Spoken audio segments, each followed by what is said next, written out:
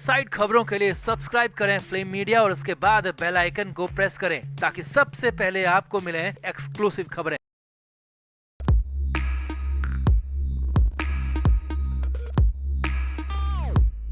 महाराष्ट्र के मंत्री नवाब मलिक चारों तरफ से फंस चुके हैं। ऐसा कोई रास्ता नहीं बचा जहां से मलिक को किसी भी तरह की राहत मिल सके। मलिक अब राहत शब्द के बारे में भूल ही जाए तो अच्छा है, क्योंकि मलिक पर हर दिन एक नई मुसीबत पैर पसार रही है। और अब तो कोर्ट ने भी कह दिया कि प्रथम दृष्टया लगता है कि मलिक पर ईडी के सभी आरोप बिल्कुल सही हैं और मलिक के खिलाफ ट्रायल करना चाहिए। अब कोर्ट की इस टिप्पणी और कोर्ट के इस संज्ञान के बाद तो महाराष्ट्र की सियासत में भूचाल आ गया। अब मलिक का नाम ले लेकर सीधे तौर पर उद्धव सरकार को भी निशाने पर लिया जा रहा है और बीजेपी ने तो साफ कह दिया कि वो डॉन के एजेंट्स और दोस्तों को नहीं बख्शेंगे। बीजेपी नेता ने सीधे तौर पर कह दिया कि मलिक डी गैंग के मुखिया का एजेंट है और उद्धव सरकार को लेकर भी बीजेपी ने कई गंभीर आरोप लगा दिए। इसके बाद तो महाराष्ट्र की राजनीति में घमासान मच गया। तो बीजेपी ने मलिक को लेकर क्या क्या कहा, कोर्ट की टिप्पणी के बाद महाराष्ट्र की सियासत में क्या है अंदर की खबरें, आपको बताते हैं सब। आप भी वीडियो को शेयर करें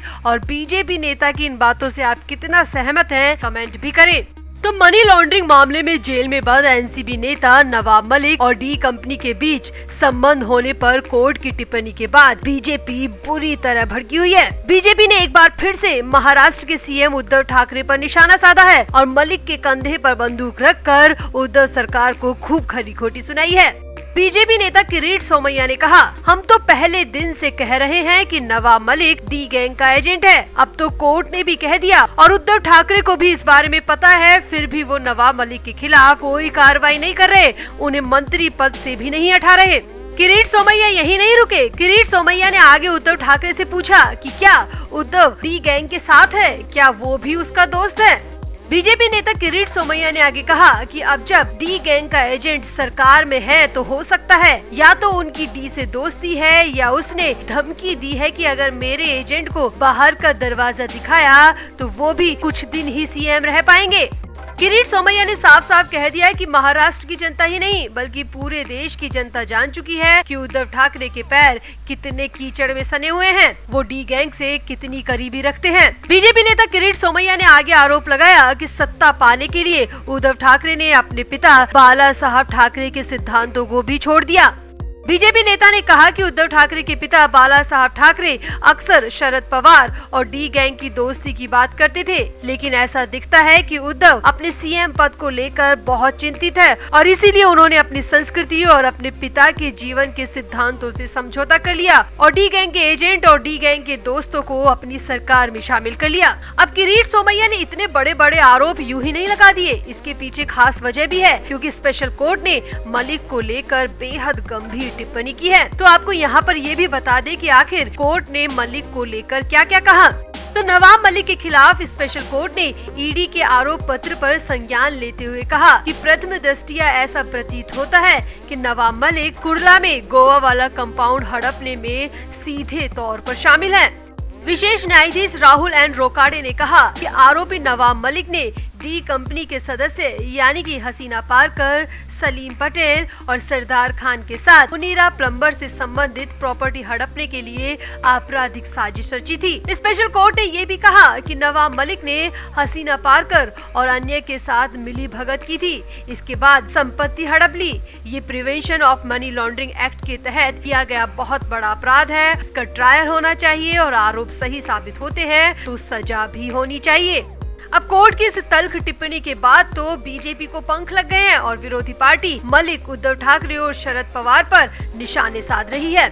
अब किरीट सोमैया के इस हमले का जवाब अभी तक उद्धव सरकार या एनसीपी की तरफ से नहीं आया है। किसी तरह का रिएक्शन दोनों की तरफ से ही नहीं आया। वहीं नवाब मलिक का परिवार और समर्थक भी कोर्ट की इस टिप्पणी के बाद पूरी तरह खामोश बैठ गए हैं। तो आपको क्या लगता है कि कोर्ट की टिप्पणी के बाद क्या मलिक वाकई में बुरी तरह फंस जाएंगे और अगर ट्रायल चला और आरोप सही साबित हुए तो मलिक को कितनी सजा हो सकती है? आप भी अपनी राय कमेंट बॉक्स में जरूर दें और वीडियो को भी शेयर करें।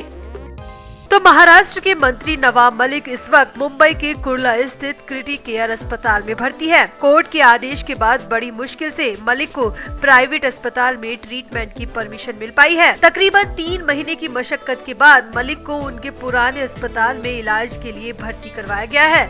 अब जांच एजेंसी के हाथ पड़ते ही मलिक जैसा बड़ा मंत्री जब इतना बेबस हो सकता है तो मलिक के बेटे फराज का क्या हाल होगा ये समझा जा सकता है। और इसी बात को सोच कर मलिक की हालत और ज्यादा खराब हो रही है। तो अस्पताल में मलिक की बेचैनी क्यों बढ़ी, इससे पहले आपको बताते हैं कि आखिर मलिक के बेटे फराज पर कैसे मुसीबत डेरा डालकर बैठ गई है। तो मलिक का बेटा फराज पहले से ही ईडी के निशाने पर है। ईडी फराज मलिक को 3 बार समन जारी कर पूछताछ के लिए बुला चुकी है, क्योंकि ईडी को शक है कि फराज मलिक भी अपने पिता नवाब मलिक के कारनामों में शामिल रहे हैं। वहीं हाल ही में हुई एनआईए की रेड में भी मलिक के बेटे फराज का नाम काफी सुर्खियों में रहा। मुंबई में 29 जगहों पर रेड मारने वाली जांच एजेंसी एएनआई ने मलिक के करीबी माने जाने वाले सुहेल खंडवानी को भी डिटेन किया था और खंडवानी से 2 दिन तक लगातार पूछताछ भी की थी। अब उसी सुहेल खंडवानी के चक्कर में मलिक का बेटा फराज भी बुरी तरह फंस सकता है, क्योंकि जिस खंडवानी की बात की जा रही है उसकी एक कंपनी पर पहले से ही सीबीआई जांच का पहरा चल रहा है। कंपनी पर बैंक धोखाधड़ी के आरोप में सीबीआई जांच कर रही है और अब इसी सीबीआई जांच को लेकर नया खुलासा सामने आया है। सामने आ रही मीडिया रिपोर्ट्स की माने तो इस सीबीआई जांच में मलिक का बेटा फराज भी फंस सकता है। रिपोर्ट्स की माने तो फराज इस कंपनी में 2006 से लेकर 2016 तक निदेशक के पद पर रहे थे और उसी दौरान इस कंपनी में बैंक धोखाधड़ी होना भी सामने आ रहा है। ये बड़ी बात सामने आ रही है कि फराज मलिक उस कंपनी में निदेशक थे, यानी कि करीब 10 साल के पीरियड में जब फराज मलिक कंपनी में शामिल थे उसी वक्त ये बैंक फ्रॉड भी हुआ था। अब सीबीआई इस फ्रॉड की जांच पहले से ही कर रही है और अब एनआईए की रेड के बाद बीआई भी एक्शन में आती दिख रही है। माना जा रहा है कि सीबीआई फराज मलिक और सुहेल खंडवानी की कंपनी के केस में जल्द ही चार्जशीट दाखिल करवा सकती है और सूत्रों की माने तो इस चार्जशीट में सुहेल खंडवानी और फराज मलिक का नाम भी शामिल हो सकता है। अब अगर ऐसा होता है तो फराज मलिक का फंसना तय है।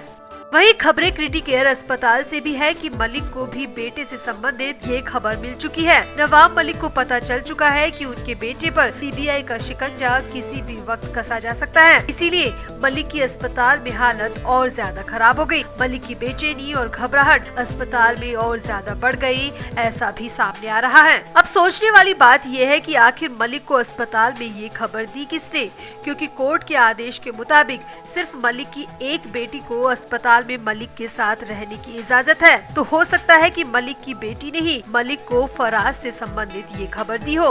अब अगर ऐसे में वाकई में फराज मलिक पर सीबीआई का पहरा लगता है तो मलिक पर और उनके परिवार पर इतनी बड़ी आफत आ सकती है। आप भी अपनी राय कमेंट बॉक्स में जरूर दें और वीडियो को भी शेयर करें।